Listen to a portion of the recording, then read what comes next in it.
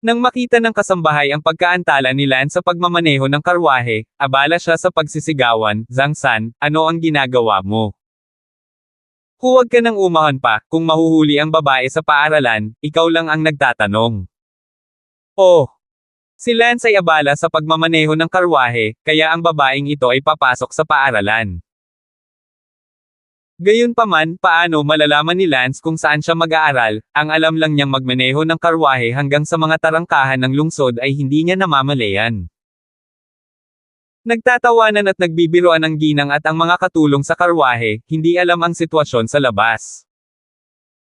Hinawakan ni Lance ang kanyang ulo, hindi rin alam kung saan mag-aaral, hindi mahalaga, lumabas muna tayo ng lungsod.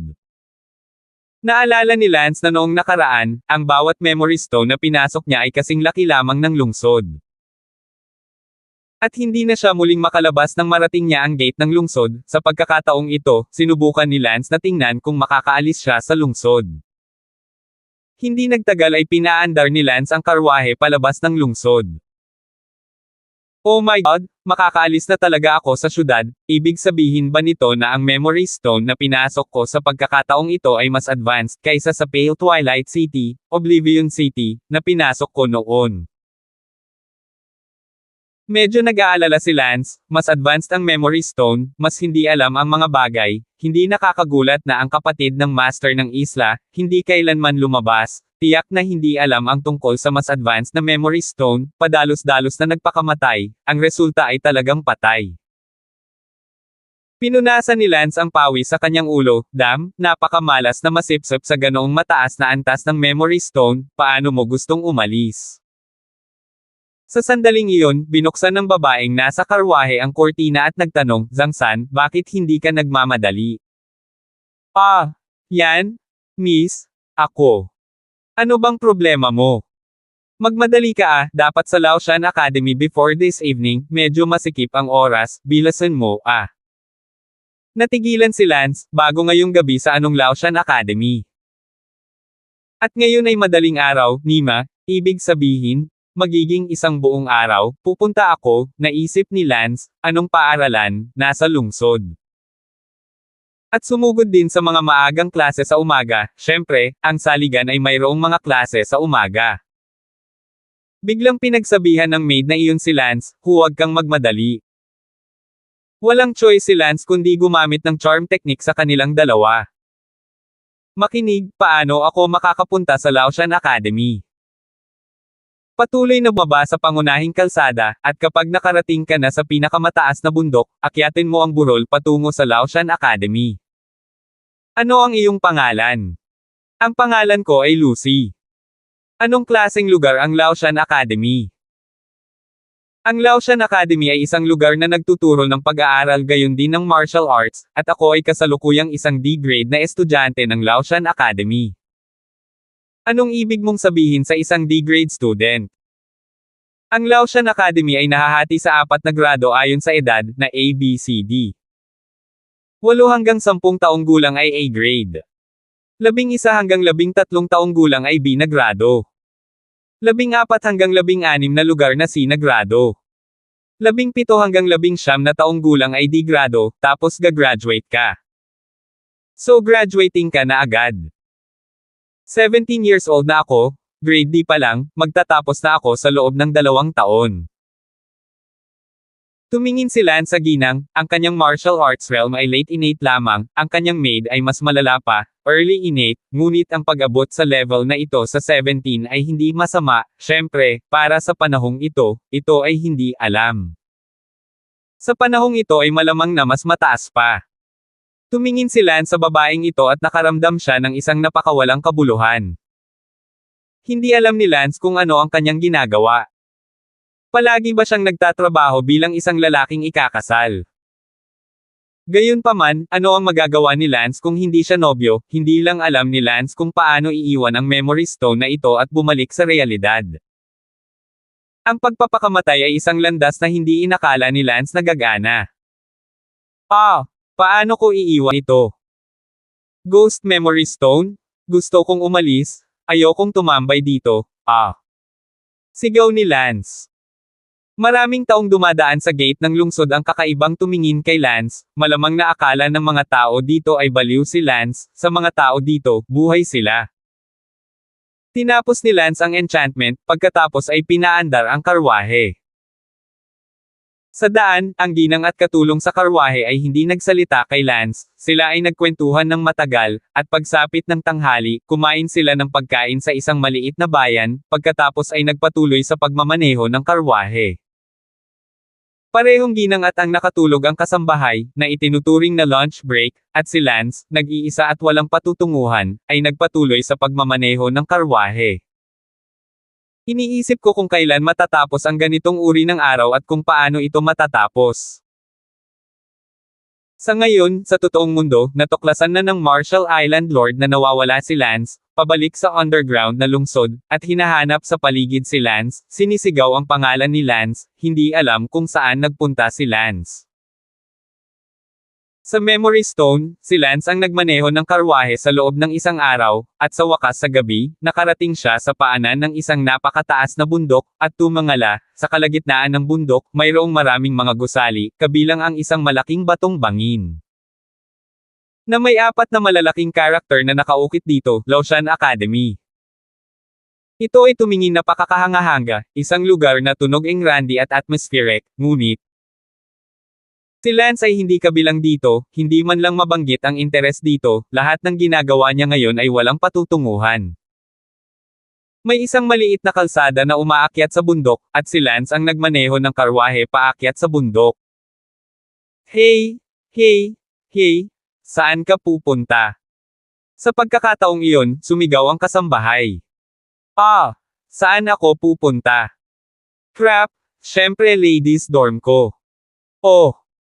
Sumakay si Lance sa ibang sanggang daan at umikot sa kabilang bahagi ng bundok, at siguradong maraming parang villa na dormitoryo. Dahan daw ang pinaandar ni Lance ang karwahe, at hindi nagtagal, nang dumaan siya sa harap ng isang dormitoryo, sumigaw ang kasambahay, sige, huminto tayo dito. Bumaba sa karwahe ang ginang at ang kasambahay at pumasok sa dormitoryong ito, isang maliit na dormitoryo na may 2 palapag, isang lawak na humigit kumulang 50 talampakan kwadrado, at isang maliit na patio, katulad ng estilo, sa buong bundok. Tanong ni Lance, Miss, paano naman ako? Dito rin ba ako nakatira? Nagsalubong ang mga kilay ng babaeng iyon, paano magtatanong ng ganoon si Lance habang ang katulong na iyon ay umuungal, Zhang San, ayaw mo bang tumambay, gusto mong tumira dito? Umalis ka!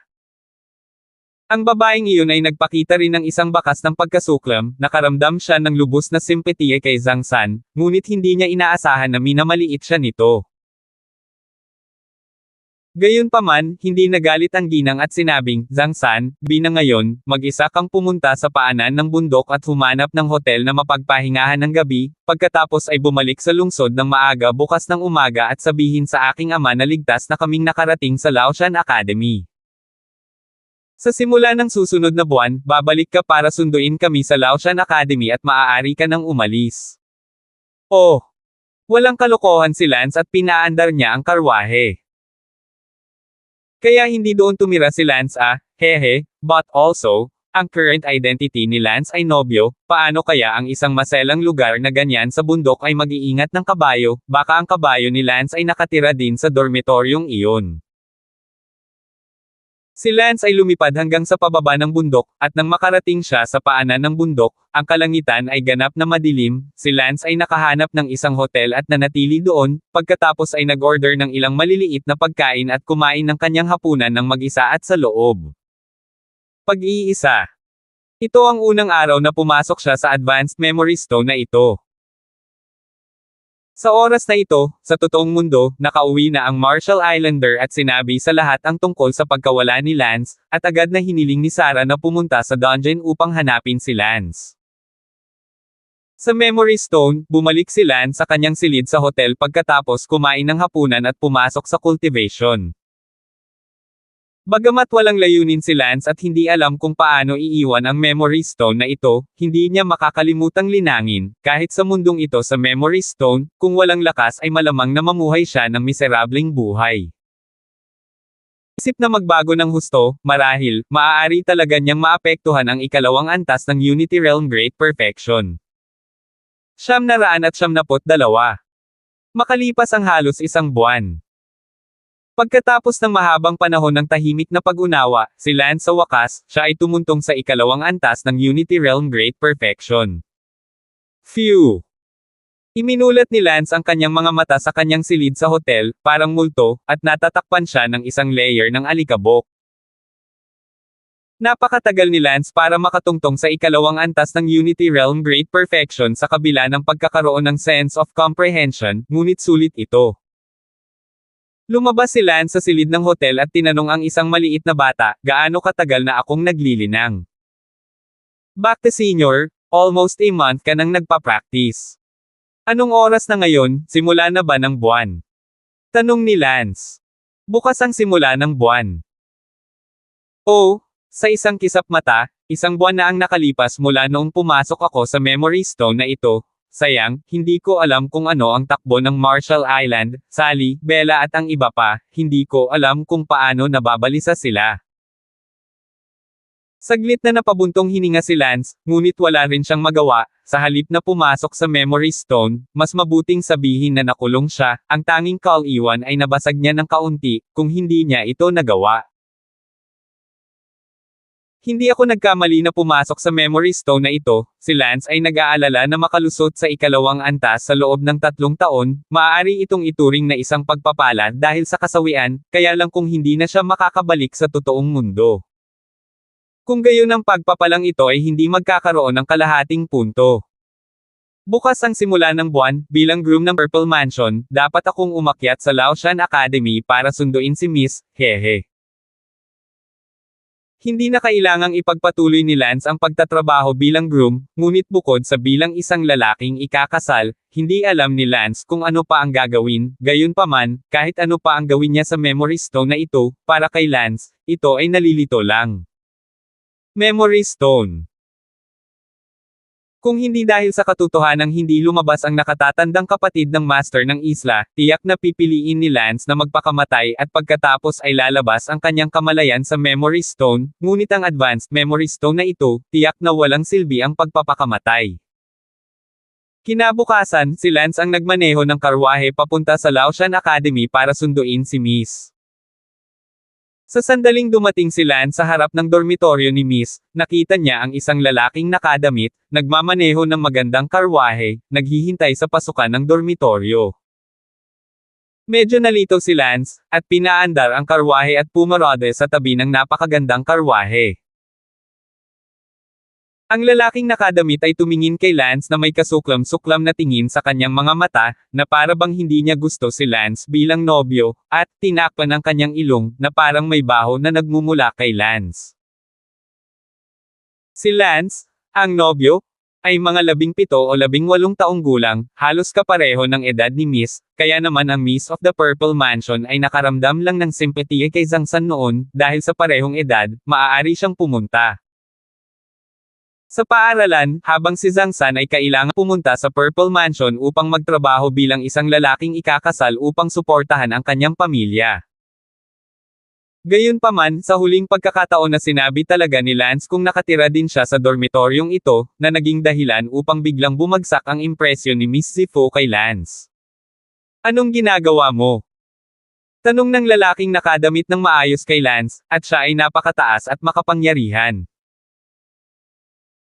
Tiningnan ni Lance ang lalaking ito na maganda ang pananamit, ang kanyang hitsura ay medyo gwapo, at ang kanyang lakas ay umabot sa likas na pagkumpleto. Ito ay tila isang henyo, na umaabot sa likas na pagkumpleto sa gayong murang edad. Si Lance sa kanyang edad, na 17 o 18 taong gulang, ay nasa maagang likas na kaharian lamang, kahit na mas mababa pa kaysa doon, napakalaking pagkakaiba.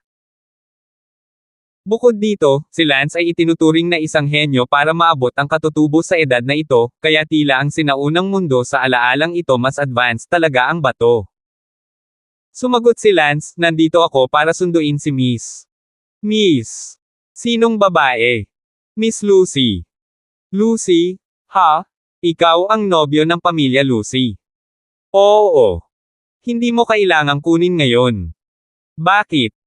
Papunta na kasi ako at iuuwi ko na ang mismo. Nako, but my lady asked me to pick her up at the beginning of the month, so paano ako mauuna? Patay na groom, sinabi ko sa iyo na lumayo ka, naririnig mo ako. Hindi ako bola, hindi ako marunong gamulong. Fuck you, roll, and if you get in my way of pick up girls here again, kukurutin kita. Kaya sinusubukan mong kunin ang aking ginang. Huwag ka na mag-fuck off pa. Ngunit hindi ako isang itlog, paano ako maglalaho? Oo. Nangangati sa galit ang lalaking nakadamit na iyon, sinadya siyang kalokohan ni Lance, bagamat ang lalaking ito, sa edad na 17 o 18 taong gulang upang maabot ang innate great perfection, ay isa ng toro. Ang langit, ngunit si Lance ay kasalukuyang nasa ikalawang antas ng Unity Realm Great Perfection, hindi isang domain sa lahat.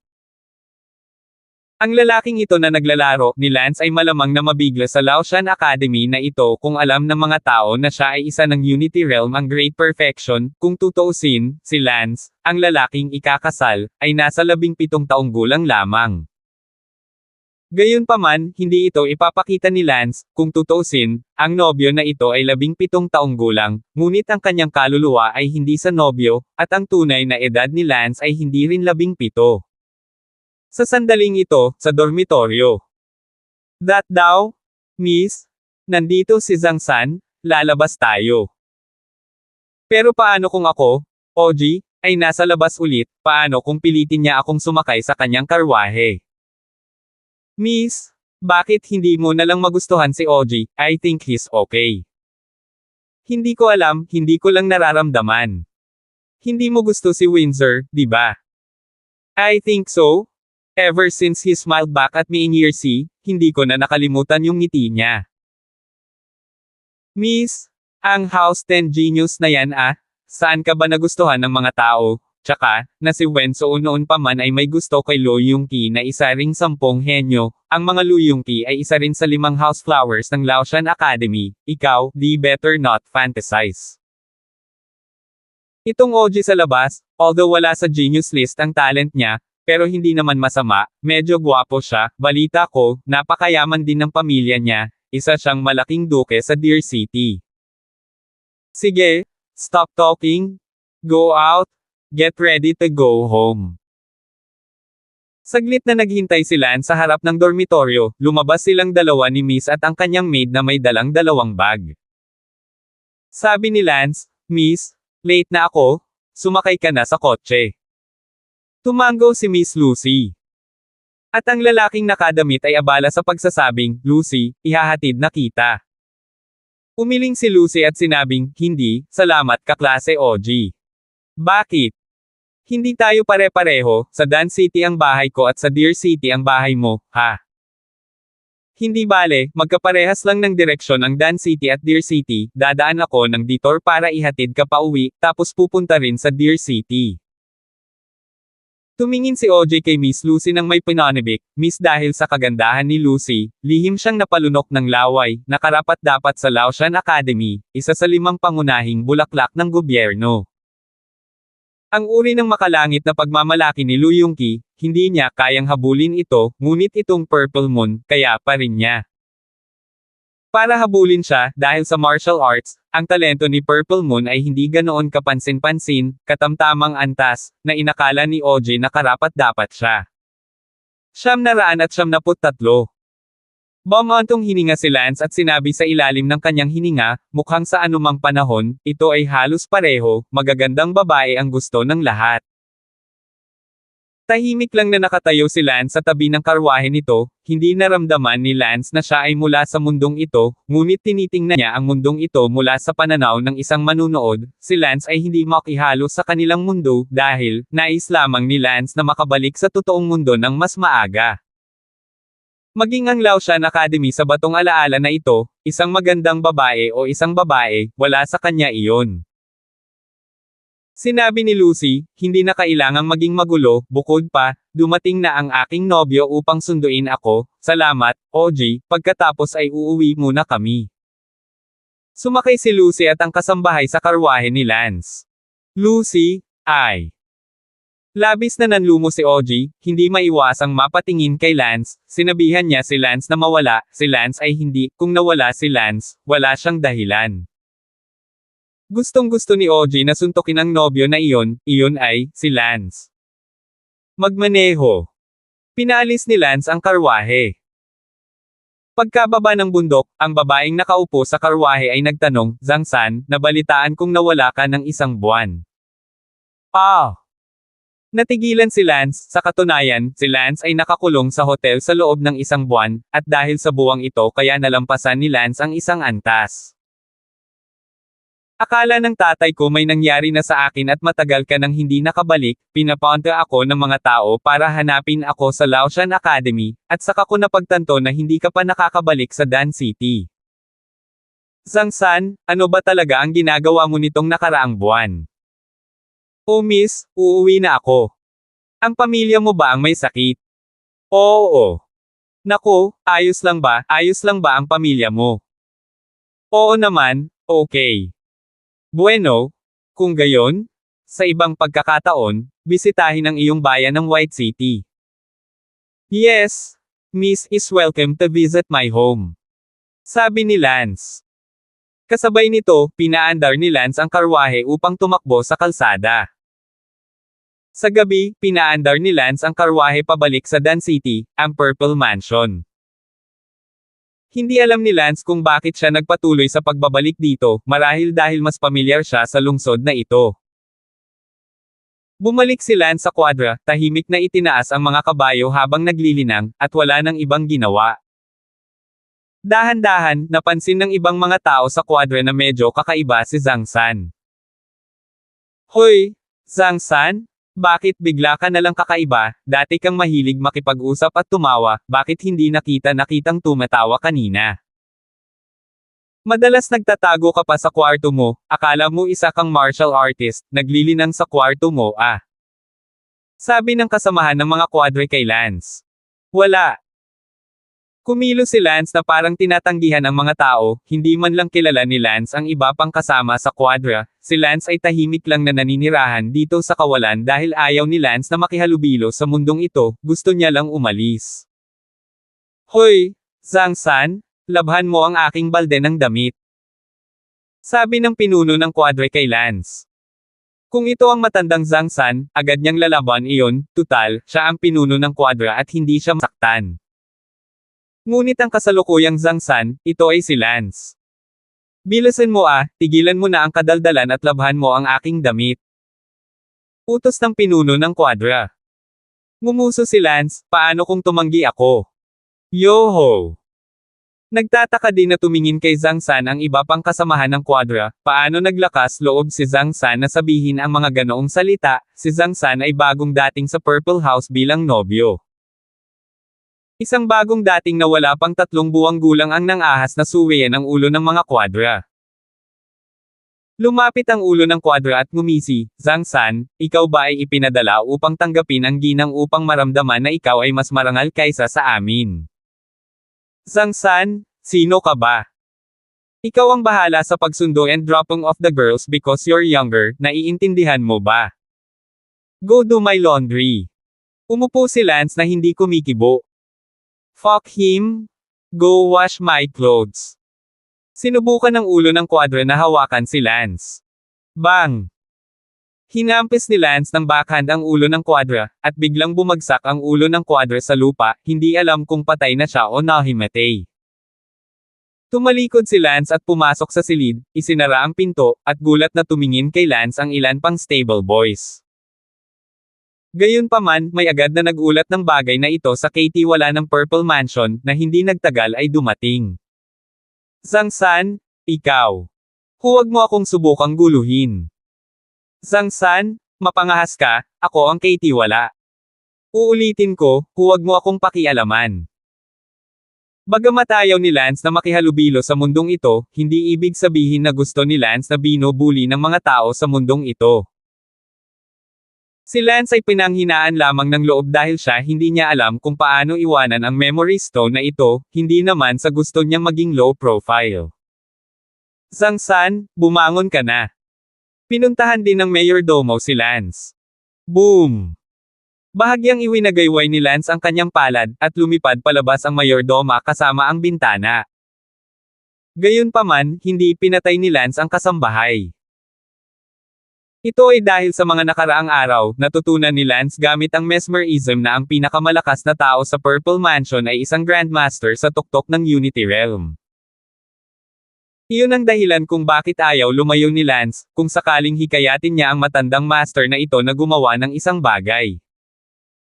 Gayunpaman, ayaw ni Lance na magdulot ng gulo, ngunit, binugbog ni Lance ang mayordomo, at hindi nagtagal, dumating ang mga bantay mula sa Purple Mansion.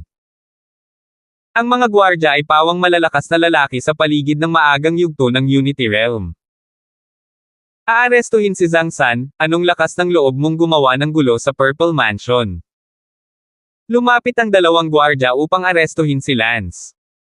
Ikinaway ni Lance ang kanyang kamay nang hindi tumitingin, at ang dalawang gwardya ay diretsyong lumipad sa kalye ilang daang metro ang layo.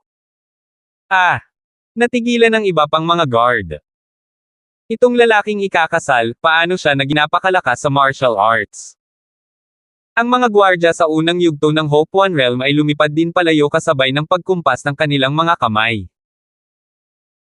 Nakita ni Lance na ang usapin ay naging malaking bagay na, at walang saysay na dalhin ito dito, mas maraming problema, kaya tumalon si Lance at lumipad na may umiikot. Ang bagay na ito, mabilis na kumalat sa Purple Mansion, kahit na ang ginang ng Purple Mansion, si Lucy, ay alam ang tungkol dito. Laking gulat na si Zhang San ay isang taong may napakataas na husay sa martial arts, alam mo namang si Zhang San ay kasing edad niya. Siya Sa isa sa mga nakatagong likod bahay ng Purple Mansion, isang matanda na may kulay abong buhok ang lumabas ng silid, at bigla siyang may ilang kasambahay sa labas na nag-uusap tungkol sa kung paanong biglang naging eksperto si Zhang San, at kung paano siya hindi masyadong magaling sa martial arts noon, at sinabi ng isang maid na talagang pinagsisihan niya ang hindi pagtapat kay Zhang San noon. Ang maputing buhok na matandang ito ay biglang sumimangot at napabuntong hininga, Zhang San ng mga kwadre. Biglang nagbago ang lahat, at isa itong martial artist. Posible kaya na ang kaluluwa ni Zhang San ay dumating din mula sa totoong mundo. Kaya, ang matandang ginang ay kumislap at lumabas sa lilang bahay. Meet the old master. Maraming katulong ang nataranta at lumuhod, ang matandang master na ito ay isang alamat ng Purple Mansion. Pare, nasa labas ka na ng gate. Isang matandang lalaki ang abala sa pagtawag. Lolo. Nakita ng ginang ng Purple Mansion, si Lucy, ang matandang master na iyon at napasigaw din sa gulat at lumipad. 994. Gayunpaman, agad na nagtanong ang matandang ito, nasaan si Zhang San? Zhang San. Narinig ko lang ang ilang kasambahay na nag-uusap tungkol kay Zhang San ng kwadra, ngunit ito pala ay isang hidden expert, totoo ba ito? Pare, hindi ko alam kung totoo o hindi, pero ayon sa mga gwardya at kasambahay ng aming pamilya, totoo. Si Lucy ay abala sa pagsasabing, Lolo, sa tingin mo ba ay isang talentadong tao si Zhang San at gusto siyang kunin bilang isang disipulo? Lolo, itong si Zhang San ay masyadong mababa, akala ko siya ay talagang isang lalaking ikakasal, ngunit siya pala ay isang expert, kasing edad ko lang siya, kung pupunta siya sa Laotian Academy namin, siguradong kasama siya sa genius list. Okay, stop jabbering, go and get me Zhang San. Mukhang nagmamadali ang matanda. Itay, umalis si Zhang San kagabi, at hindi ko alam kung saan siya nagpunta, ngunit sa tingin ko ay hindi na siya babalik. Nagsalubong ang mga kilay ng matanda habang nagmamadaling umakyat sa ere, tinatanaw ang buong Dan City. Sumigaw ang matanda, Zhang San, bumalik ka kaagad, may balita mula sa Marshall Island. Ilang beses na sunod-sunod na sumigaw ang matanda, at tinatayang narinig ito ng buong Dan City. Sa ngayon, si Lance ay nasa isang inn, kakagising lang sa umaga, at hindi pa nakakapag-almusal, nang biglang, may mga boses sa langit, at gayon din, 3 salita ang nabanggit tungkol sa Marshall Forest Island. Nanginig ang katawan ni Lance. Marshall Island. Ito ay isang memory stone, paanong may nakakaalam tungkol sa isla ng Wulan, sino ito? Tumingin si Lance sa langit, at isang matandang lalaki ang lumapag sa di kalayuan, dumarating sa mismong lugar kung saan ang Purple Mansion. Lihim na sinabi ni Lance, hindi kaya ang pinakamalakas na matandang iyon ng Purple Mansion, hindi ba? Paano niya nalaman ang tungkol sa Marshall Island, kahit anong mangyari, gusto ko siyang puntahan kaagad. Agad na tinungo ni Lance ang Purple Mansion at lumipad sa ibabaw ng Purple Mansion nang walang mababang profile. Maraming tao sa Purple Mansion ang nakakita sa kanya at binati si Lance, gayon din ang ginang ng Purple Mansion, si Lucy, na nasa lupa din at sumigaw kay Lance, Zhang San, bumaba ka, bumaba ka. Gayunpaman, binaliwala lang ito ni Lance, mukhang napakalungkot, dumiretso si Lance sa isa sa kanila, pagkatapos ay lumapag, isang matandang lalaki ang nakatayo sa hindi kalayuan sa harapan niya. Ngumiti ang matandang iyon at sinabing, mabilis kang nakabalik. Diretso sa punto si Lance at nagtanong, nagsalita si Senior tungkol sa Marshall Forest Island at tinitingnan ang hitsura ng Senior, siya ay katulad ng Marshall Forest Island Master, kung hindi ako nagkakamali, ang Senior ay ang Senior ng Marshall Forest Island Master. Hahaha, Zhang San, hindi ko alam na ang Island Master na sinasabi mo ay ang Senior kong kapatid, pero di bale, sa labas ka talaga pumasok, after so many years, sa wakas nakarating na rin ako. Naghintay nang may pumasok mula sa labas. Bamantong hininga ang matanda. Gulat na sinabi ni Lance, ang Senior ay talagang nakatatandang kapatid ng Master ng Isla, sinabi ng Master ng Isla na noong bata pa siya, dinala ng kanyang Master ang ilang mga disipulo sa underground na lungsod ng Marshall Island, at ang isa sa kanila ay nawala, hindi kailanman nakita ulit. Malungkot na bamantong hininga ang matanda, oo, nami-miss ko ang nawawalang taong iyon. Zhang San, sabihin sa akin kung ano ang nangyayari sa labas ng mundo, talagang gusto kong malaman kung ano ang kalagayan ng aking mga amo, nakatatandang kapatid, at nakababatang kapatid, at kung ano ang nangyayari sa Marshall Island ngayon. Sinabi ni Lance, ang tunay kong pangalan ay Lance, matatawag akong Lance ng Senior. Hindi na kailangan, mas mabuting Zhang San ang tawag sa iyo, para hindi mapunta ang iba dito. Naguguluhan ang mga tao. Sige. Umupo si Lance at ang matanda sa isang pavilion. Noon lang sinabi ni Lance, Senior, wala akong masyadong alam tungkol sa henerasyon mo sa Marshall Island, ang alam ko lang ay patay na ang iyong amo, at dapat matagal na siyang patay. Tumango ang matanda at sinabing, mukhang hindi nalampasan ng aking Panginoon ang kaharian ng pagkakaisa, magpatuloy. Sa ngayon, parang isa lang sa mga kapatid mo noon ang nabubuhay pa, ang kasalukuyang Marshall Island Master, pero malapit na rin siyang magwakas. Tumango ang matanda, tama, kung hindi lalampas sa Unity Realm ang nakatatanda kong kapatid na iyon, talagang maaabot niya ang kanyang malaking limitasyon. At saka, nahulaan ko na kung sino sa mga junior kong kapatid ang Island Master na iyon, at ito siguro ang pinakabatang kapatid na lalaki, si Tao Lin. Tanong ni Lance, Senior, may tanong ako, bakit hindi mo pa naaabot ang Great Limit? Kung tutuusin, mas matanda ka sa Marshall Islander. Napangiti ang matanda, tama, mas matanda ako kay kapatid na Tao Lin, ngunit pagkatapos kong mapagkamali ang pagpasok sa batong alaala na ito, ang aking kaluluwa ay bumaba sa isang batang wala pang 10 taong gulang, kaya kahit na ako ay nasa 30 anyos na, nandito ako, pero bata lang ako. Kaya ganyan. Tumango si Lance, nakalimutan niyang banggitin iyon, 23 din si Lance sa labas, ngunit narito siya ay 17 pa lamang. Sinabi ng matandang Senior, Zhang San, sabihin mo sa akin ang tungkol sa iyo, paano ka nagkamali sa pagpasok sa batong ito ng alaala? Bueno, dahil ang Marshall Island Lord, ang kanyang araw ng pagtutuos ay nalalapit na, at nagkataon na alam ko na ang Underground City ay ang tanging lugar kung saan lumaki ang Emperor Worm, kaya ang Island Lord at ako ay pumasok sa Underground City, at bilang isang resulta, ang Emperor Worm ay nakahanap ng isang larva, at ako rin, ay nagkamali na sinipsip sa memorya na ito. Ang iyong nakababatang kapatid ay hindi alam kung bakit siya biglang nawala, sa katunayan, ito ay dahil siya ay sinipsip sa Memory Stone. Noon din ako, ngunit ang mundo ng Memory Stone na ito ay medyo maganda, ito ay isang mundo ng malalakas na tao, at kahit na sa aking mahihirap na kwalifikasyon, naabot ko ang tuktok ng Unity Realm Great Perfection.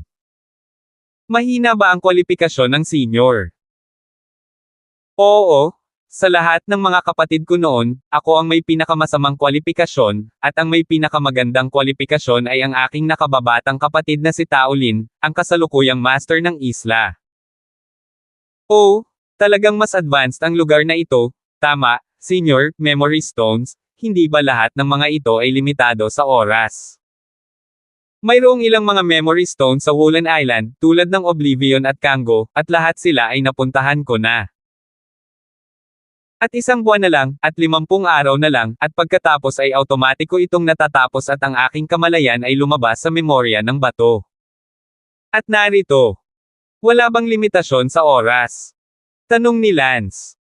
Ngumiti ang matanda, hindi kita masasagot sa tanong na iyan. Bakit? Dahil mahigit 100 taon na akong tumira dito at hindi pa tapos. Isang memory stone na naitala sa loob ng 100 taon. Oo, pero kung gaano katagal na record, hindi pa alam. I think it is at least 150 years, dito, enough for a man to spend his life. From birth to death, it is not much different from the real world, anymore. Talagang natulala si Lance. Gosh, ang misteryosong memory stone na ito ay nagtala ng napakatagal na panahon. Ang Oblivion City na pinasok niya noong nakaraan ay 20 araw pa lang, kumpara sa memory stone na ito ngayon, ito ay isang malaking bagay. Kung ang isang tao na pumasok dito mula sa kanyang pagkabata at hindi nagtatapos hanggang sa kanyang kamatayan, kung gayon para sa kanya, ang Memory Stone ay magiging katumbas ng tunay na mundo, si Lance ay nakakaramdam ng kakila-kilabot kapag naisip niya ito. 975. Paano nabuo ang Memory Stone na ito? Zhang-san, huwag mo akong tanungin ng mga ganyan, sa tingin mo ba ay may ibang makakalikha nito maliban sa Diyos? Oo, gusto ko talagang malaman kung gaano kalakas ang taong lumikha ng memory stone na ito. Napakalaki talaga ng universo na ito, at isa lang tayo sa mga langgam. Zhang-san, ang edad mo ngayon, 17 taong gulang ka pa lang, eto, naabot mo ang Unity Realm Great Perfection noong 17, natatakot ako na matakot ka sa maraming tao, hehe, hayaan mong pumili ka ng isang bargain, buti na lang at hindi ka nagkaroon ng anak na wala pang 10 taong gulang, kung hindi, lahat ay kailangang tretuhin ka bilang isang halimaw. Ngumiti si Lance, sa tingin mo ilang taon na ako sa totoong mundo, senior?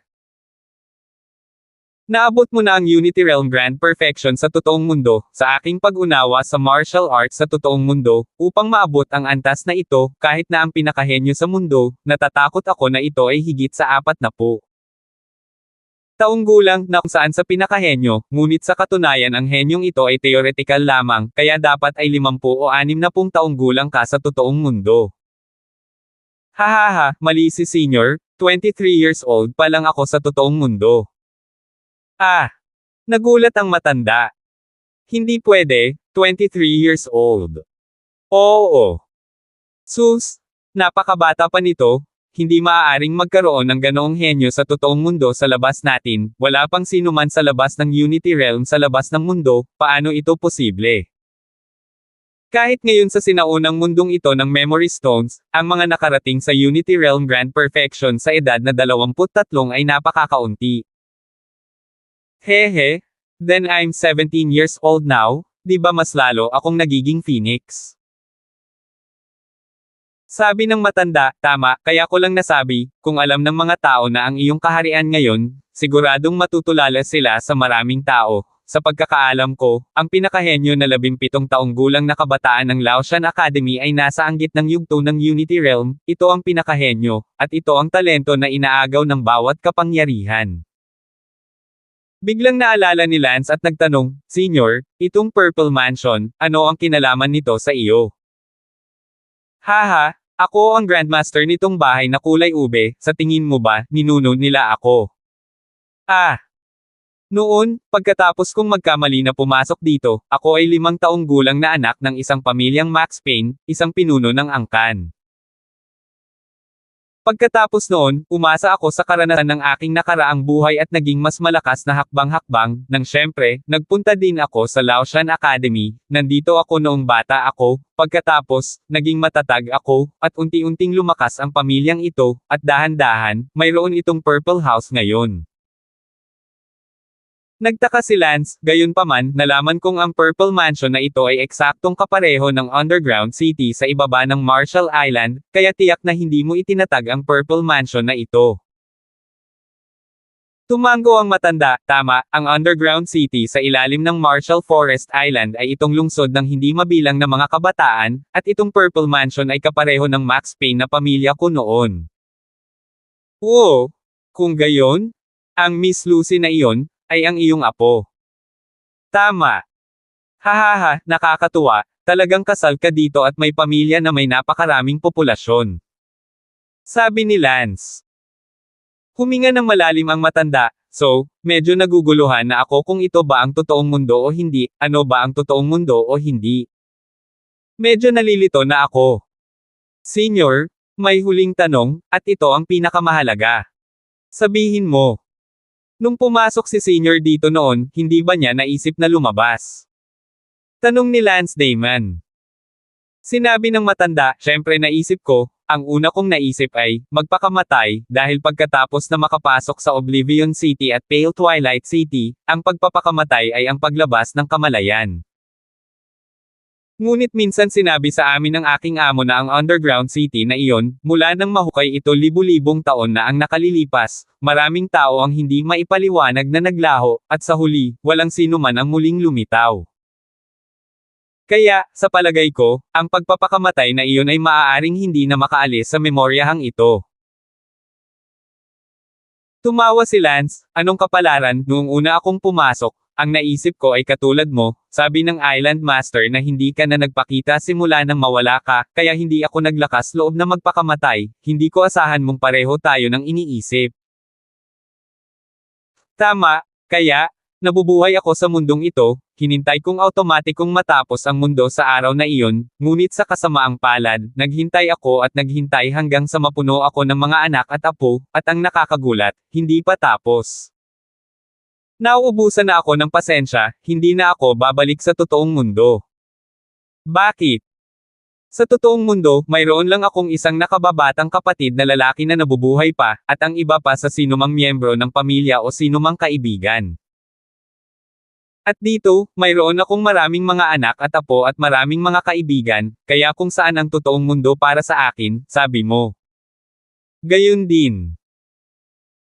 Nakaramdam din si Lance ng sandali ng kalungkutan, ngunit ang memory stone na ito ay naitala sa napakatagal na panahon, sapat na para sa buong buhay ng isang tao, hindi mahalaga kung ito ang tunay na mundo o hindi, maaari nang gumugol ng isang tunay na buhay dito. Senior, paano ako? Ano ang dapat kong gawin? I've actually been so misanthropic and rejecting these days, I've never wanted to fit in, I just want to live. Can you tell me what I should do? Paano tayo aalis sa memory stone na ito? Ayokong matulad sa'yo, gusto kong bumalik sa totoong mundo, marami pa akong kapamilya. Tumawa ang matanda, masanay ka na, Zhang San. Anong ibig mong sabihin? Zhang San, hindi ko rin masasagot ang tanong mo, tulad ng dati, katulad mo rin ako ngayon, kahit 5 taong gulang na akong bata, ilang buwan na akong hindi umimik, basta. Gusto kong umalis, ayokong umangkop sa mundong ito, ngunit kapag ang pag-alis ay naging isang labis na pag-asa, kailangan mong tanggapin ang katotohanan. Zhang San, sa iyong lakas, maaari kang magkaroon ng magandang oras sa mundong ito, bakit hindi kumuha ka ng isang grupo ng mga asawa habang ikaw ay bata pa, tulad ng ginawa ko noon, kapag mayroon akong 12 ng mga asawa, magkakaroon ako ng sapat na upang mabuhay, at maaari kang maging katulad ko. Hindi, gusto kong bumalik. Zhang San, hindi ka na makakabalik.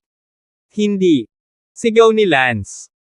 Kung hindi ka naniniwala sa akin, pagkatapos ay pipiliin mong subukang magpakamatay, maglakas loob ka ba?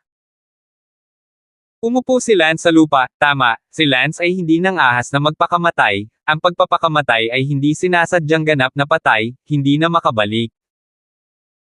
Sa tunay na mundo, alam ng Diyos kung bakit ito advanced memory ba to, pagpapakamatay ay hindi maaaring bumalik. Sinabi ng matandang lalaki, kaya, mayroon lamang isang paraan sa harap mo, iyon ay, naghihintay na ang mundo ng record na ito ay automatikong magwawakas. Gayunpaman, ako ay naghihintay ng higit sa 100 taon. Alam ng Diyos kung gaano katagal ang alaalang ito. Stone has been recorded for, maybe 150 years, maybe 200 years, maybe even more. Kung ito ay naitala sa loob ng 150 taon, well, maghintay ka ng isa pang 30 taon upang bumalik. Kung 200 taon, kailangan mong maghintay 80 years. 80 years to go back to the real world, well, what's the point? Ang mga kaibigan at kamag-anak noon ay maaaring umalis na lahat, at ang mga batang magkasintahan noon ay naging lola na, hahaha, hahaha. Tumawa ng baliw ang lalaki. Ang mga mata ni Lance ay puno ng kawalan ng pag-asa. Itong memory stone, bakit napakasama nito? Tumingin ang matandang lalaki kay Lance at sinabing, Zhang San, malugod kang tinatanggap na maging kasama ko. Kung naniniwala ka sa akin, mamuhay ng maayos dito at siguraduhing mamuhay ng lubos, para sa iba, nasa mga Diyos na. Nga pala, apo kong si Lucy, maganda ba siya, kung gusto mo siya, kaya ko siyang ipakasal sa iyo bilang kapalit ng katotohanan na kayo at ako ay nanggaling sa iisang totoong mundo. 996.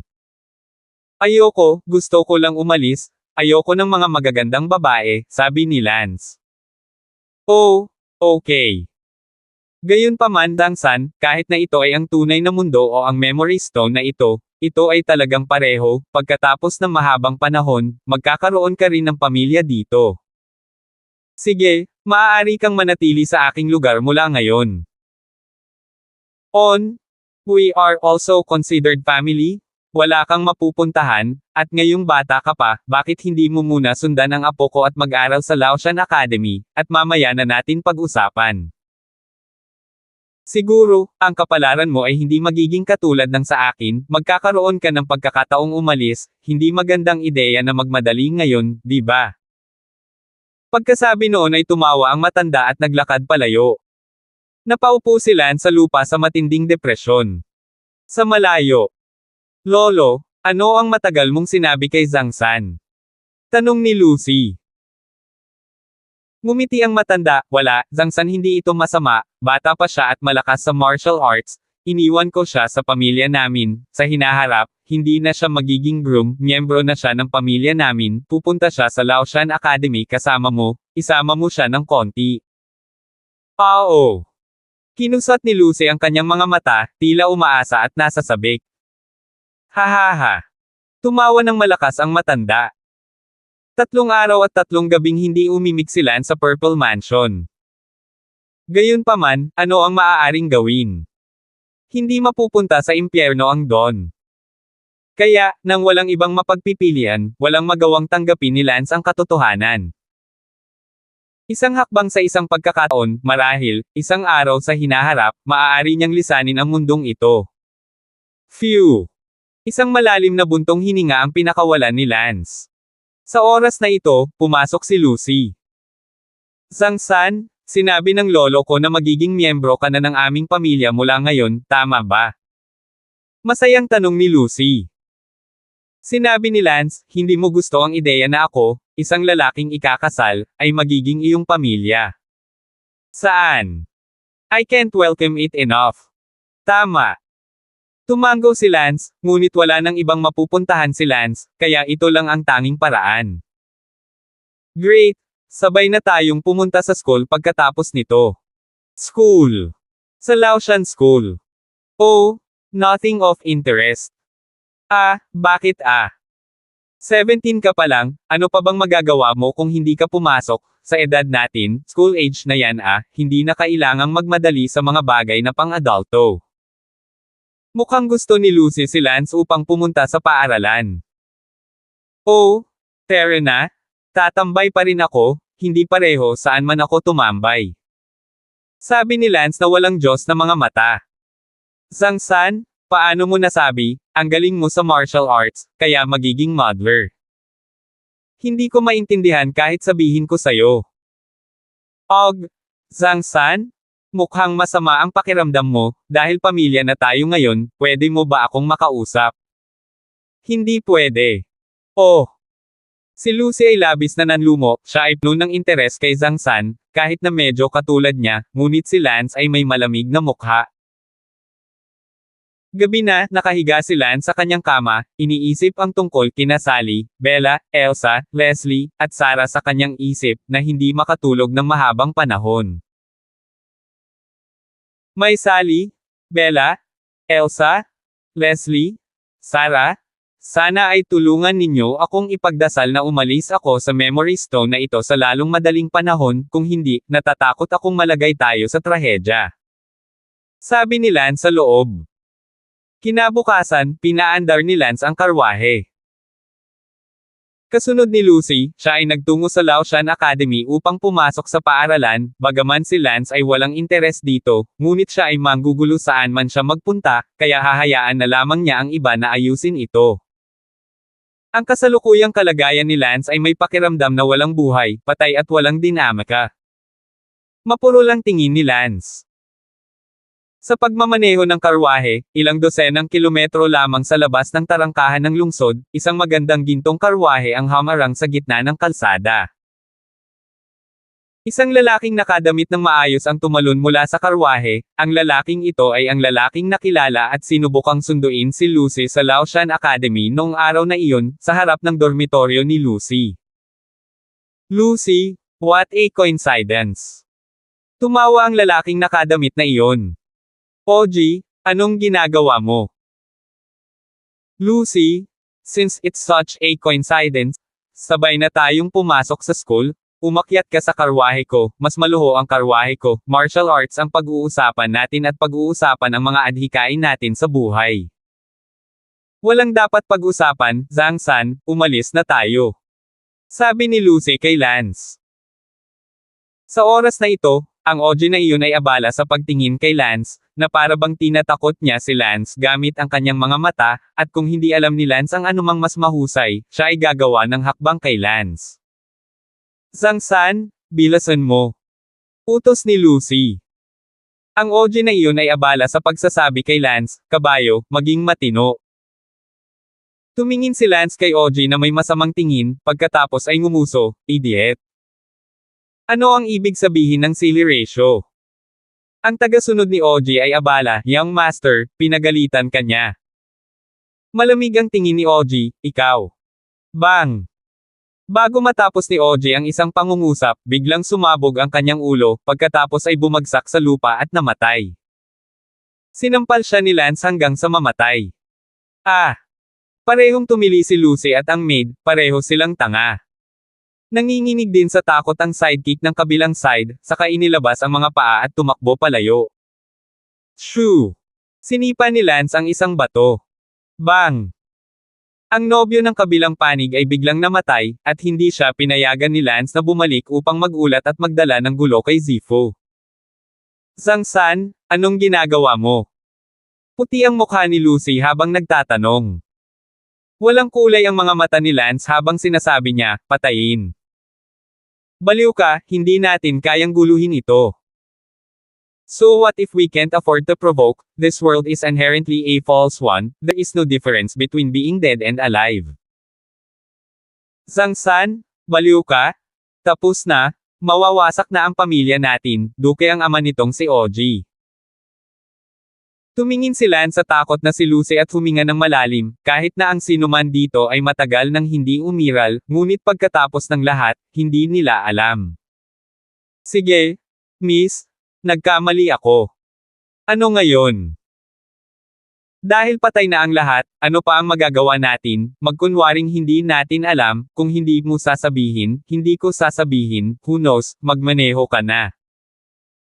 Nagmaneho si Lance kasama ang karwahe, pinatay ang isang basura, hindi ito sineseryoso. Sa buong daan, si Lucy ay tahimik at hindi nagsasalita. Sa gabi, pagdating sa Laoshan Academy, ipinadala ni Lance si Lucy sa pintuan ng kanyang dormitoryo. Zhang San, saan ka nakatira? Bawal tumira ang mga lalaki sa dormitoryo ng mga babae, kaya, pero susuriin kita bukas. Sabi ni Lucy.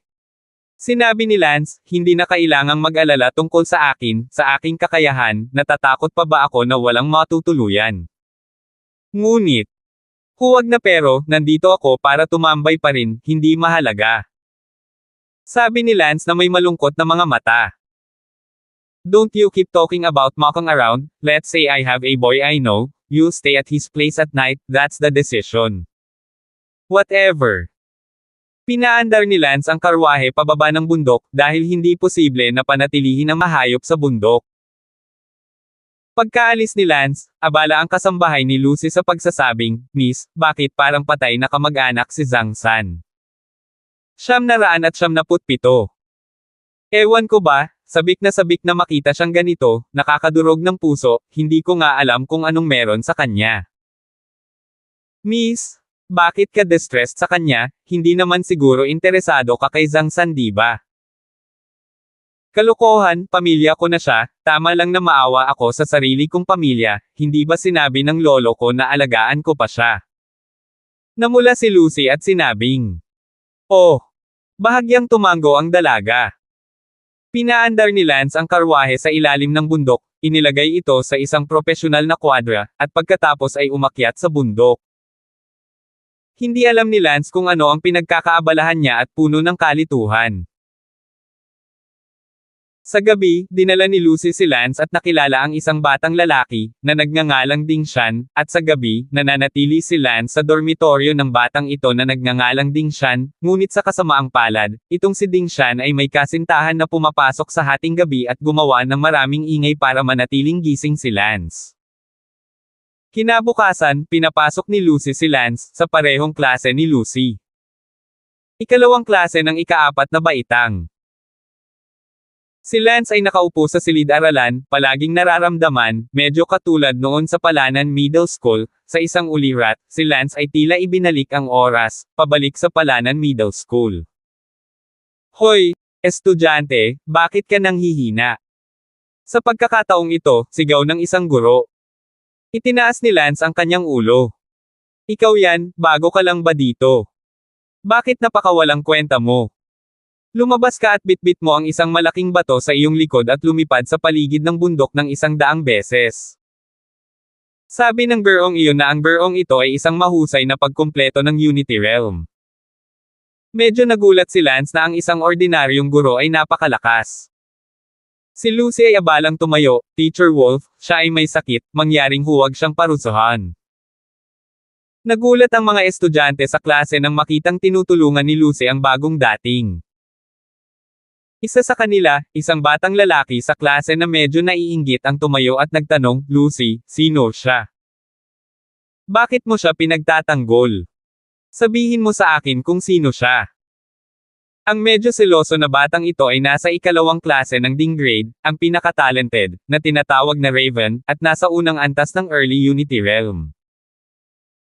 Hindi man lang pinakinggan ni Lucy ang kanyang sinabi, masyadong abala sa pagsusumamo sa guro na huwag parusahan si Lance. Sumigaw si Raven, Lucy, sabihin mo, ano ang relasyon mo sa kanya? Sigaw nitong bumulaga sa buong klase, at lahat ay napatingin sa kanya. Sinabi ni Lucy, si Zhang San ang boyfriend ko. What? No way. Nanginginig ang katawan ni Raven. Imposible, ano ang kinalaman nito sa iyo? Ah! Sumugod si Raven kay Lance at sinigawan siya, say, ano ang relasyon mo ni Lucy? Natulala ang tingin ni Lance habang katingin sa Raven, at sa sandaling ito, parang nakita ni Lance ang lalaking tinawag na Rit Ian Zhao mula sa Palanan High School minsan, ha? Say, ano ang relasyon mo ni Lucy? Ang buong klase ay nakatingin sa bagong Lance, isang bagong dating sa Raven, na para bang naramdaman nilang may problema ang bagong dating. Noon lang, walang nakakagulat, ang bagong Lance, nang walang sabi-sabi, ay itinaas ang kanyang sampal. Sampal. Binigyan ng malakas na sampal si Raven, agad na napahampas si Raven sa lupa. Wow! Sama-samang nagulat ang buong klase, maging ang guro ay nagulat, ang bagong dating na ito, sapat na mabangis na tamaan kahit ang unang henyo ng klase, ngunit isang tao sa listahan ng henyo ng Laotian Academy, kahit na bagamat nasa ibaba lamang ito ng listahan ng henyo. Si Raven mismo ay utu-utul din, hindi niya inaasahan na ang mukhang hanggal na ito, bagong dating, ay tatalunan siya ng walang sinasabi, masyadong may kultura. Papatayin kita. Ang Raven ay lumundag sa lupa at binato ng suntok si Lance. Inakala ng lahat na si Lance ay mabubugbog hanggang sa puntong hindi na niya kilala ang kanyang ama, nang matuklasan muli na si Lance ang humawak sa kamao ni Raven. Napahawak ang kamao ni Raven sa palad ni Lance, hindi makagalaw, hindi makaabante ng kalahating puntos, at hindi maka-pull out. Ang mga mata ni Lance ay tumingin sa nakahawak na kapwa na may walang kibo na mga mata, naaalala sa kanyang isipan ang isang lalaking nagngangalang Brandon Hugh mula sa White Cloud High School noon. Bitawan mo ako. Pagkaraan ng mahabang panahon, hindi na maalis ng Raven ang kamay ni Lance at maaari lamang niyang bantaan si Lance na palayain siya. Lumapit si Lucy at sinabing, Zhang San, itigil mo ito, bitawan mo siya. Tumingin si Lance kay Lucy at sinabing, itong si Brandon Hugh, hindi ba, Raven, karaniwan bang binubuli ka niya? Wala naman talaga ang bullying, medyo nakakainis lang. Ang susunod na segundo. Kachaw! Direktang lumaban si Lance sa braso ni Raven. Sigaw ni Raven. Si Lance ay nakagawian na tinatapakan ang ulo ni Raven sa lupa at sinabing, huwag mo nang guluhin ang aking kapatid na babae, naririnig mo ba ako? Ang mga tao ay natigilan na sa sandaling ito. At narinig ni Lucy na sinabi ni Lance ang kanyang kapatid, ngunit nawala ang puso niya, hindi ba siya sapat na maganda? Bitiwan mo ako. Walang gana na sigaw ni Raven, marahil ay nakasanayan na niyang igalang, nakakahiya talaga na bigla na lang natapakan ng ganito. At saka, ang buong Laotian Academy ay hindi nagkaroon ng ganoong karahasang tao, karamihan sa mga ekspertong iyon sa listahan ng henyo ay mula sa mga sikat na pamilya na may mabuting pagpapalaki, kahit para sa kapakanan ng reputasyon ng pamilya, hindi sila maaaring maging kasing grahas ni Lance, kaya ang marahas na eksena ni Lance ay talagang nabigla sa karamihan. Hindi nakapag-aral si Lance, ngunit sa halip, nakagawian, sa nakaraan, sa Palanan High School, ang mga masasamang batang baliw na iyon, hindi ba lahat sila ay ganito? Bitiwan mo ako. Sigaw ni Midori Hua na may pulang mukha. Bang! Sinipa ni Lance ang walang utang na loob na Raven palabas ng silid-aralan. Wow! Ang rough! Hehe, napakalalaki. Ang ilang mga batang babae ay tumingin kay Lance na may mapang-akit na mga mata, pakiramdam na si Lance ay napakagaspang, napakadala at ligaw, at nasakop pa niya ang maraming babae ng sabay-sabay. Natulala din si Lucy habang nakatingin kay Lance, pakiramdam na napakagwapo ni Zhang San. Bumaba ang guro at nagsabi, Zhang San, anong lakas ang mayroon ka? Tumingin si Lance sa guro, ang gurong ito ay nasa unang antas ng Unity Realm Great Perfection, maaaring pangalawa siya ni Lance.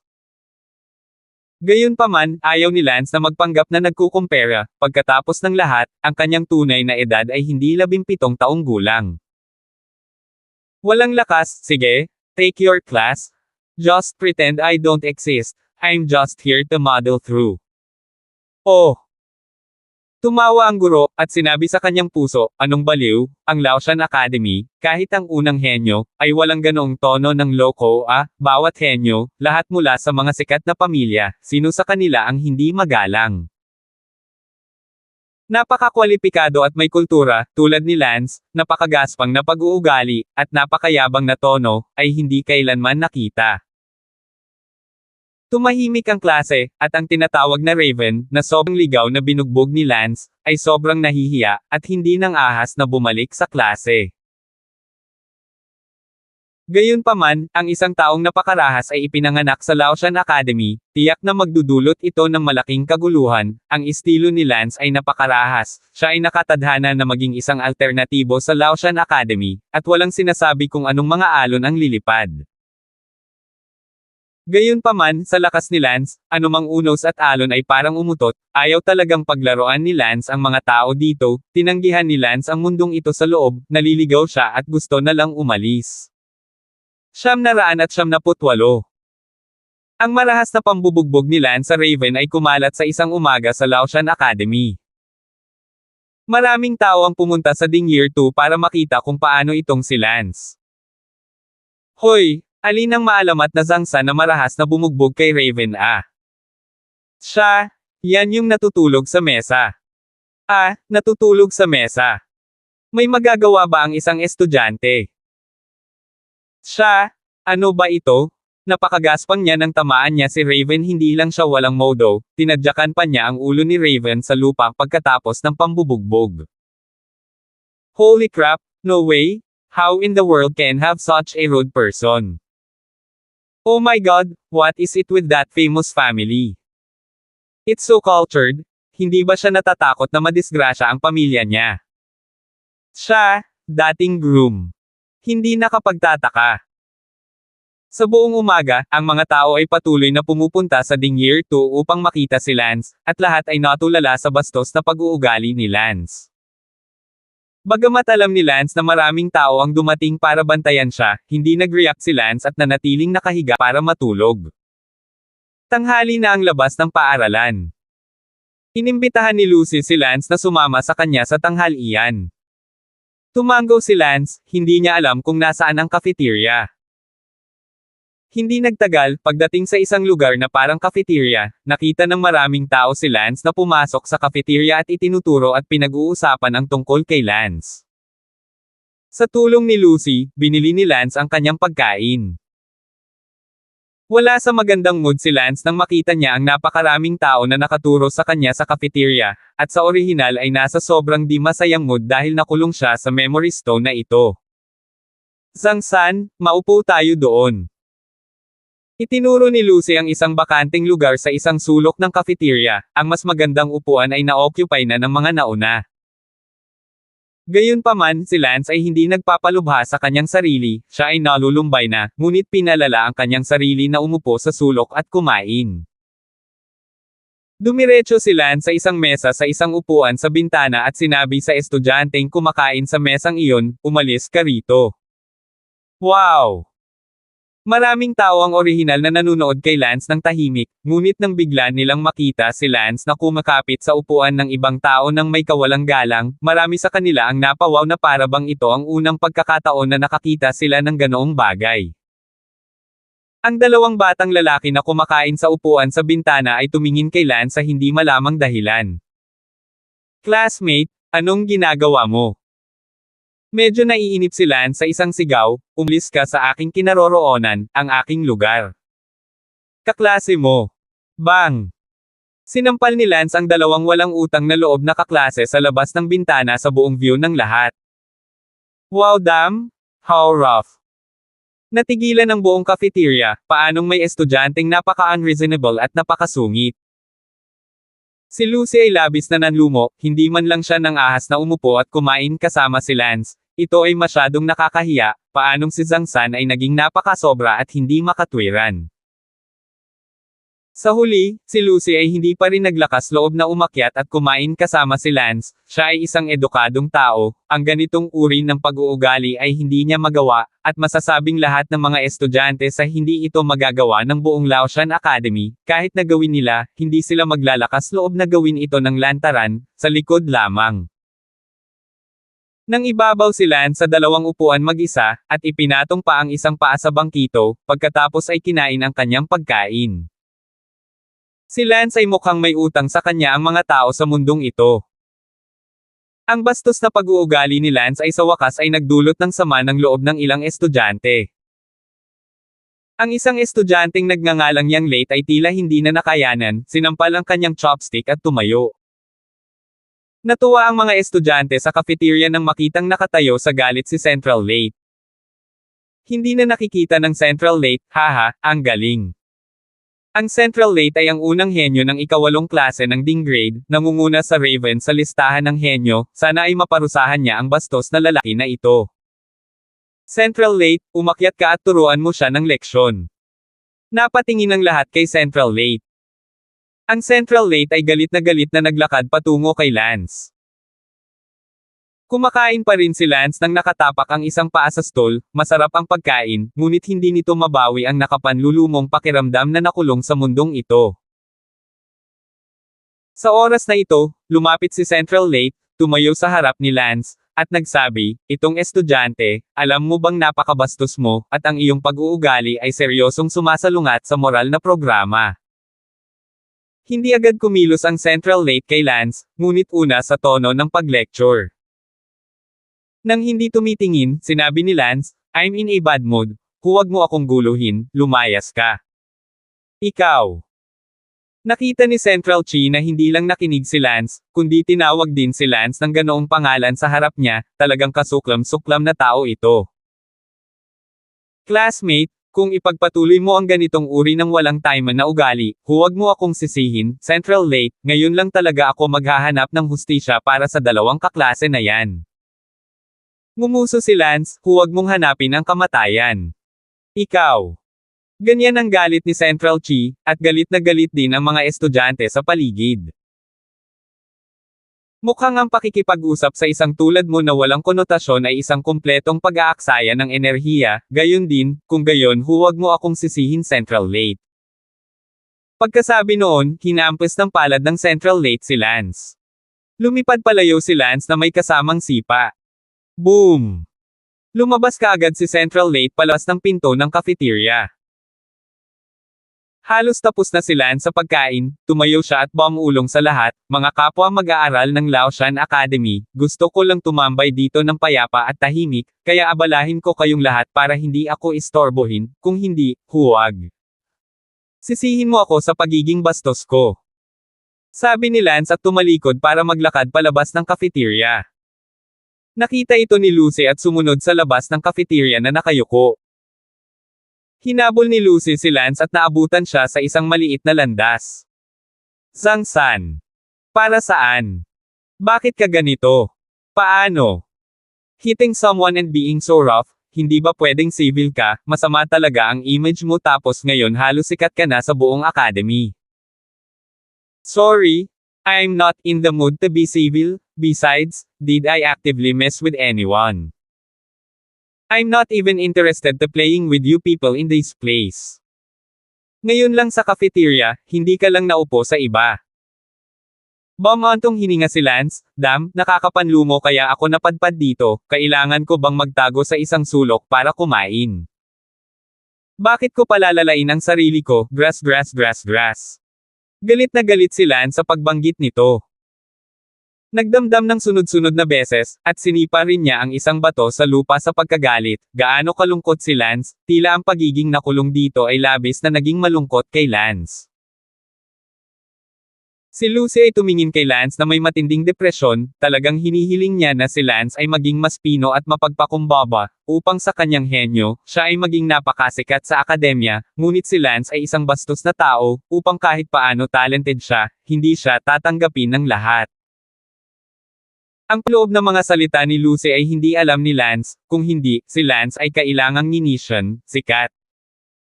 Hindi ko gustong umalis dito anumang oras sa lalong madaling panahon. Sino ang gustong malugod dito? Maya-maya lang, may lumipad na lalaki sa di kalayuan, at ang lalaking iyon ay umungol sa himpapawid, sino ba ang sumipa ng malaking bato? Nabasag mo ba ang bubong ng dorm ko? Sino yan? Lumabas ka dito at umamin ka. 999. Natigilan si Lucy, hindi ba sinipa lang ito ni Zhang San? Nagkataon lang na nabasag ang bubong ng dormitoryo ng isang tao. Sino te? Lumabas ka, o iimbestigahan ko kung sino ang may gawa nito, at huwag mo akong sisihin sa pagiging masungit. Sigaw ng lalaki sa langit. Tumangala si Lance at sinabing, "Ako ito. Ikaw kasi, how dare you admit it?" Agad na sumugod ang nasa langit na galit na galit. Si Lucy ay abala sa pagsasabing, "I'm sorry, classmate, hindi sinasadya ng kapatid ko." Sabi ng kaklase na iyon, "Huwag kang magsalita, magbayad ka, 10,000 gold." Ngumuso si Lance, bibigyan kita ng isang bukol ng dumi na kukunin o hindi, paano kung babasagin ko ito sa gusto ko, paano kung gusto kitang hampasin? Hinailan ni Lucy si Lance, Zhang-san, huwag kang magsalita ng anuman, ikaw ang orihinal na mali. Tumawa si Lance, hindi ako tama, kaya paano kung hindi ako tama? How dare you be so arrogant, alam mo bang ang kapatid ko ang pang-10 pinakamalakas sa listahan ng henyo? Sigaw ng estudyanteng iyon sa kabilang side. Hahaha, genius list? Basura? Palabasin mo ang kapatid mo, pangako hindi ko siya papatulan. You, how dare you disrespect my brother? Ha anak, bumalik ka na at kumain ng gatas ng nanay mo. Ay teka, sinira mo ang bubong ng dormitoryo ko, hindi ka lang nakabawi, pero mayabang ka pang nagsalita at hindi nirerespeto ang kapatid ko. Teka, kung hindi ko hahayaan ang kapatid ko na turuan ka ng leksyon, I'll follow your surname. You have the guts to report to me at wag kang tumakas. Ako ang lolo ng kapatid mo, si Zhang-san. Ikaw, ang lakas ng loob mong tawagin ang sarili mong lolo ng kapatid ko, masyado kang mapanghamon. Bakit hindi ka bumalik at tawagan ang kapatid ng iyong apo, at maghintay na mabugbog ka? Umirap si Lance. Phew! Ang galit na lalaki na iyon ay nasa bingit ng pagkawala ng galit at agad na lumipad. Sabi ni Lucy, Zhang-san, masyado ka nang lalayo, kasalanan mo na. Sinabi ni Lance, ako ang mali. Kung alam mong kasalanan mo, bakit ka pa nagkakaganito, bakit hindi ka nalang humingi ng tawad sa kanya at magpatawad? Bakit ako hihingi ng tawad, bakit ko babayaran, mali ako, pero ano, nagagawa ko lahat ng gusto ko, masaya ako. Ikaw, hindi ka panipaniwala, pagkatapos ay maghintay ka na lang na bugbugin ng kanyang kapatid, masasabi ko sa iyo na ang kanyang kapatid ay ang ika-10 ranggo na ni Yejing ng listahan ng henyo, ang unang antas ng gitnang Unity Realm. Hahaha, takot na talaga ako, tara na, bilasan na natin at magtago sa bakanteng sulok at hindi na lalabas ng walang hanggan. Ikaw. Tinadya ka ni Lucy ang kanyang paa sa galit, kung saan natatakot ang tono ni Lance, mayabang at puno pa nga ng panunuya. Hindi kita pinapansin. Bamantong hininga si Lucy at lumipad palayo. Tumaas ang bibig ni Lance at lumipad din. Makalipas ang halos 10 minuto, lumipad ang 2 batang lalaki, at ang isa sa kanila ay ang batang grade C na katatapos lang nabasag ang bubong. Kuya, dito na lang. Nasaan ang ibang lalaki? Nandito lang siya, bakit ngayon lang siya nawala, kuya, nakita niya siguro talaga akong hinahanap ka at tumakas. Ang isa pang batang lalaki, mga 18, ay nagtanong, kuya, alam ba niya ang pangalan ng batang lalaki na nandoon lang? Ako, hindi ko alam. At may nakita ka bang kasama niya? Sobra lang ang galit ko, hindi ko man lang pinansin ang mga tao sa paligid niya, parang may babaeng nakatayo sa hindi kalayuan sa likod niya, pero hindi ko nilingan. Itong bastos? Binubuli ang ulo ng kapatid ko, huwag kang mag-alala, pupunta agad ako sa picket line ng school, hahanapin ko siya, at pagkatapos, tingnan mo kung paano ko pamamahalaan ang ganitong klaseng tao. Well, kuya, ngayon palang tinawag ka ng lalaking yun na apo, hindi ka niya nirerespeto. Naglakas loob lang siyang manligaw sa likod lang niya, nang makita niya ako sa personal, naglakas loob siyang sumubok ng masama. Ang mga klase ay ginanap muli sa hapon, ngunit sila ay mga klase ng martial arts, at lahat ay pumunta sa martial field sa likod ng bundok para sa mga klase. Si Lance ay hindi interesadong kunin ito, umutot kasama ang isang grupo ng mga bata. Si Lance ay nakahiga sa ilalim ng isang puno sa tabi ng martial field na may buntot na damo ng aso sa kanyang bibig, ang kanyang mga mata ay kalahating nakapikit. Maraming tao ang hindi na maintindihan si Lance, gayunpaman, gaya ng sinabi niya sa kanyang sarili, narito siya para magpakatanga. Ang mga guro ng martial arts sa kanilang mga klase ay wala nang pakialam kay Lance, pakiramdam na ang pagmamalasakit sa isang mag-aaral tulad ni Lance ay nagpababa ng kanilang sariling katayuan. Paminsan-minsan ay tinitingnan ni Lucy si Lance sa tabi ng Marshall Field, siya ay nanlulumaw sa loob, talagang gusto niyang si Lance ay maging isang mapayapang estudyante at hindi isang estudyante na hindi tinatanggap ng lahat. Sa oras na ito, ang mga mag-aaral ng iba't ibang Marshall grounds ay lahat ay tinatalakay ang isang bagay. Narinig niyo ba ang tungkol dito tanghali, hindi ko alam kung sino, nabasag ang bubong ng dormitoryo ng kapatid ni Nia Jing, at, pagkatapos itong basagin, napakayabang niya, at sinabi pa sa harap ng kapatid ni Nia Jing na si Nie. Si Jing ay apo niya. Wow shit! No way! Sino ba yan? Sobra na yan.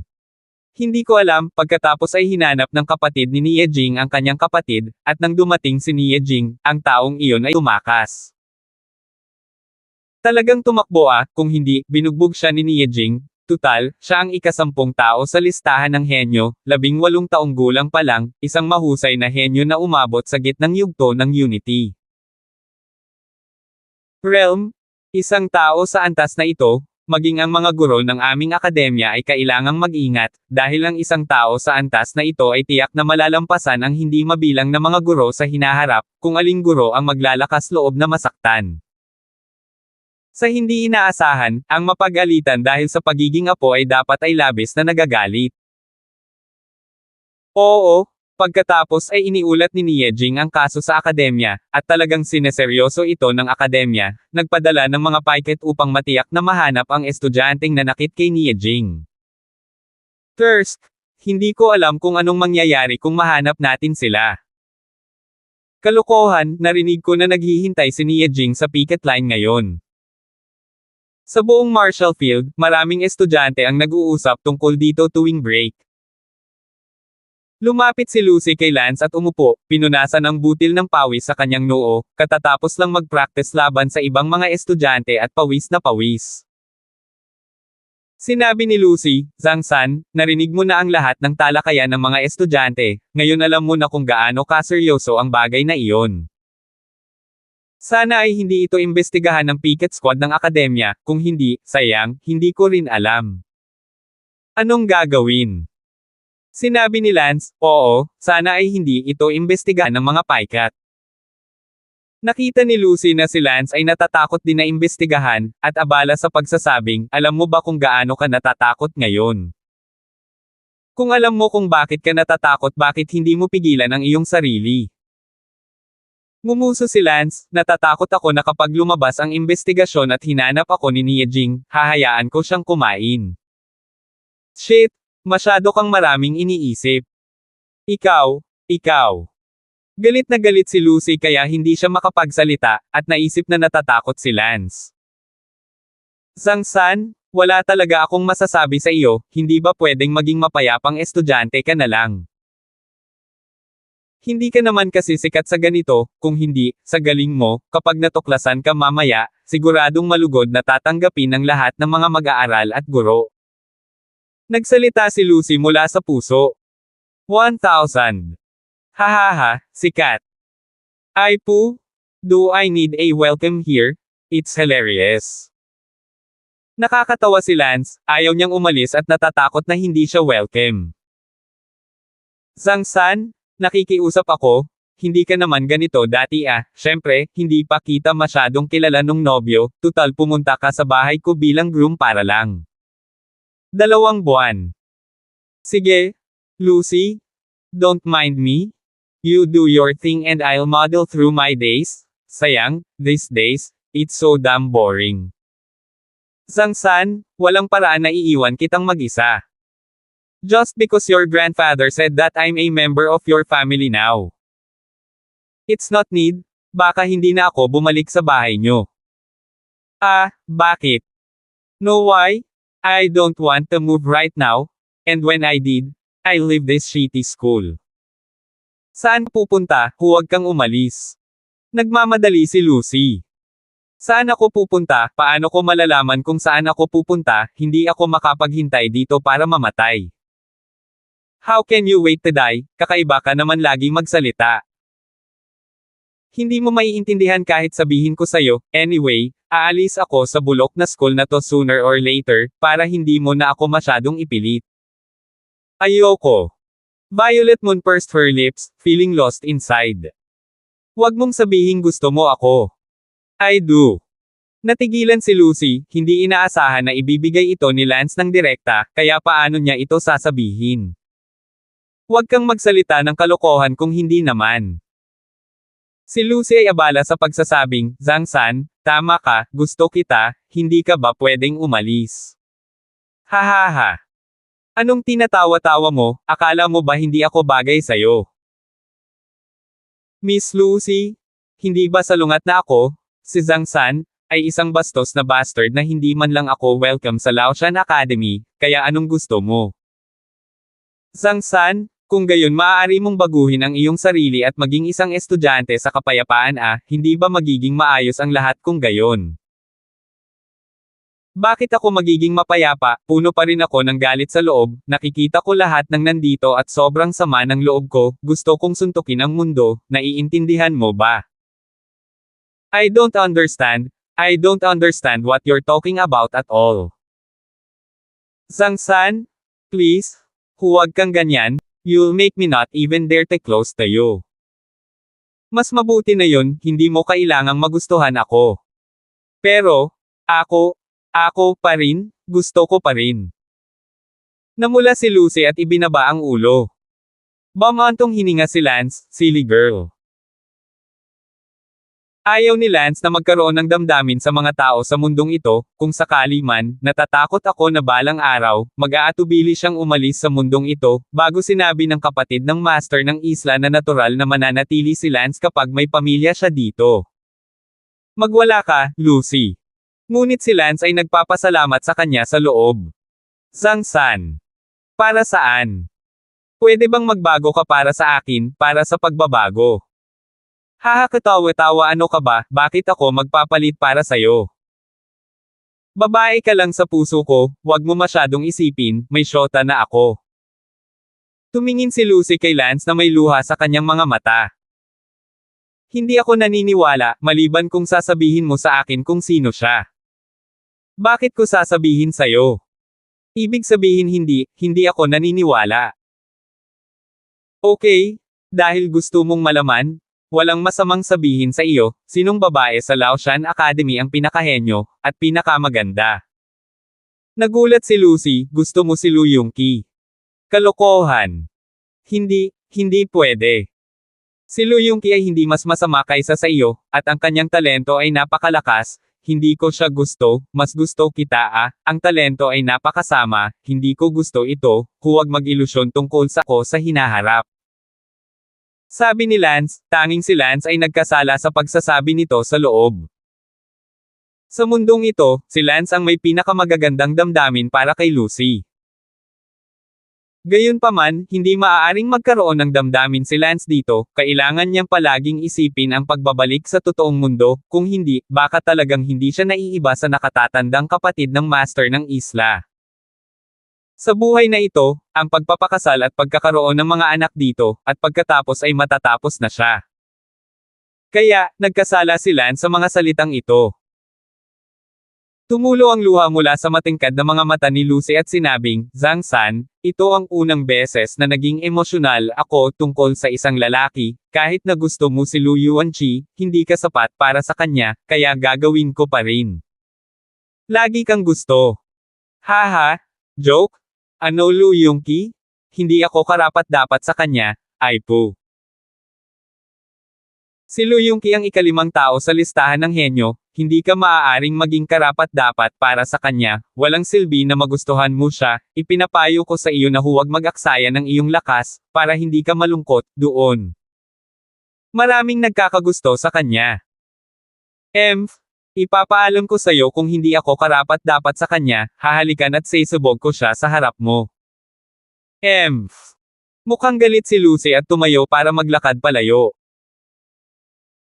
Tumingin si Lance sa likuran ni Purple Moon, isang buntong hininga sa loob, ang ganda ay maganda, ngunit si Lance ay walang intensyon na pumili, ang memory stone na ito ay isang talaan lamang ng mundo ng kawalan, kasaysayan, ang mga totoong tao ay wala na, at nakilala ni Lance ang mga babae sa iba pang memory stones, tulad ng side phoenix o isang bagay, pareho, ang pagkakaiba lang ay, kung si Lance ay talagang nakabuo ng damdamin dito, ngunit maaaring gumugol ng habang buhay dito.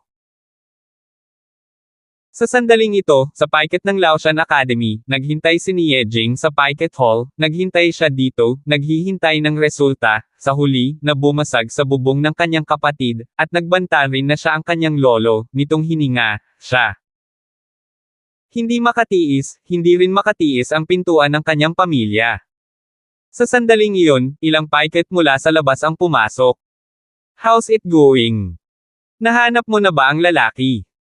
Si Nie Jing ay abala sa pagtatanong. Magalang na sinabi ng paiket, kasamang estudyante na si Nie Jing, natagpuan ito. Great! Say, who is it? Sigaw ni Nie Jing. Ang mga paiket ay lubos na gumagalang kay Nie Jing, kung tutuusin, ang ika-10 tao sa listahan ng henyo ay may walang limitasyong kinabukasan, kahit ang mga guro ay hindi nang ahas na masaktan, lalo pa sila. Ayon sa aming pagbisita sa pagsisiyasat, si Ding Year 2, ang estudyanteng iyon na kara-rating lang ngayon, na tinatawag na Zhang San, ay pumunta sa direksyong iyon ng dormitoryo ng iyong kapatid noong tanghali, at pinatunayan din ng isang saksi na si Zhang San talaga ang sumipa ng bato, ngunit hindi nakita ng saksing ito kung ang batong iyon ang bumasag sa bubong ng iyong kapatid. Upang maging patas, nagsagawa kami ng isa pang malalim na pagbisita, inilipat namin ang bato na dumurog sa iyong kapatid pabalik sa orihinal nitong lugar. Nalaman namin na ito ay ganap na naaayon sa orihinal na mga marka, sa makatuwid, napagpasyahan namin na ang taong dumurog sa bubong ng iyong kapatid, ay walang alinlangan na si Zhang San. Bukod dito, batay sa nalaman namin tungkol sa karakter ni Zhang San, mas napagdesisyonan namin na siya iyon. Zhang San. Oo, nag-imbestiga kami at nalaman namin na itong si Zhang San, nakaka-enroll pa lang kaninang umaga at pumasok sa ikalawang klase ng Ding grade. Pagdating niya sa classroom, marahas niyang binugbog ang Raven at pinadyak ang ulo sa lupa, lubhang marahas.